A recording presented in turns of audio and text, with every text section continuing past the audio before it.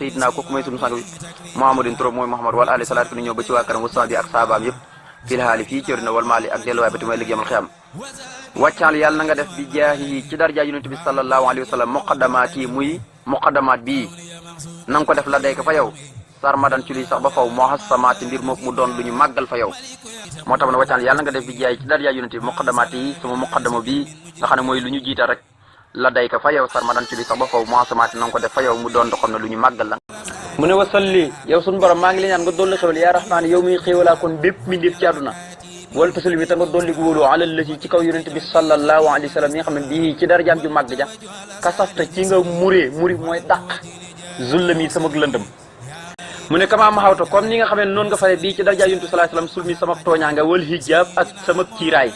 kon nag bu jutta yàlla na nga may lii ñeel ma bii ci darajaam yonent bi ahsanil ijab gën caay rafetuk ijab mooy nangu ñaan gën ci la ca gën a rafet muy ijab muy nangu ñaan mu ne Seydina kooku mooy sunu sang bi muhammadin turam mooy muhammad wala ali salaatu bi ne ñëw ba ci waa këram wa sahbi ak ay saabaam yëpp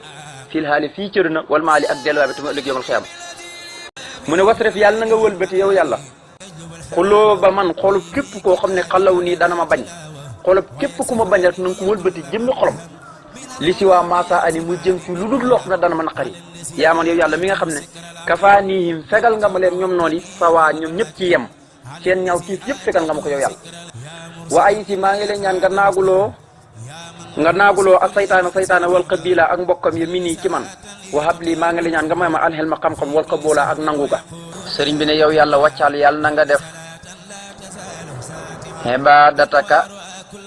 jaamu gi ma lay jaamu yàlla na nga def xen di fi man sëriñ Tuubaa mu doon la li gën a neex lépp lu neex xen di fa man sëriñ Tuubaa la mu doon lu gën a neex min xayriha ci lu dul moom yaa man yow yàlla mi nga xam ne la day nekk na fa yow la li gën a neex mu ne wàccaal bi ibadatan asima laka hayaati li yahab taxsima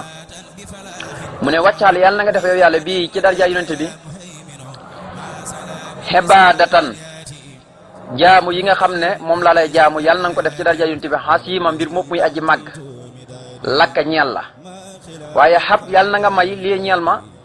xayaati sama dund lépp taxsima ak màggal la ba nëpp mu ne ko habliya taxsima jamiha xurumaat tillaahi waqfi nii saqaawa nadamaat xab yàlla na nga ma yow yàlla lii ñeel ma taxsima mooy màggal jamiha xurumaat